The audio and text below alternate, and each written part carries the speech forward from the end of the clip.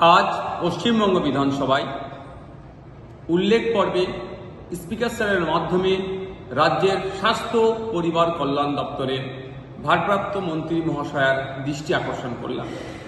Community health অফিসারদের বেতন বৃদ্ধি এবং যে সমস্ত কমিউনিটি হেলথ অফিসার এখনো অস্থায়ী রূপে কাজ করছেন তাদেরকে স্থায়ীকরণের আবেদন করলাম।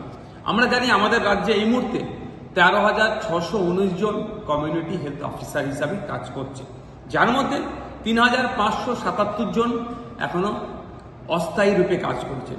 অস্থায়ী রূপে যারা কাজ করছেন তাদের স্থায়ীকরণের সাথে সাথে তাদের যারা স্থায়ী ভাবে কাজ করছেন তাদের বেতন কাঠামো কেন্দ্রীয় সমহারে নয়। আমাদের প্রতিবেশী রাজ্য উড়িষ্যা, ওখানকার কমিউনিটি হেলথ অফিসারদের যা বেতন আমাদের রাজ্যের সেই বেতন নাই। তেলেঙ্গানা, বিহার এমন অনেক রাজ্য আছে কেন্দ্রীয় সমহারে তারা বেতন দিলেও আমাদের রাজ্যে তারা পাচ্ছে না।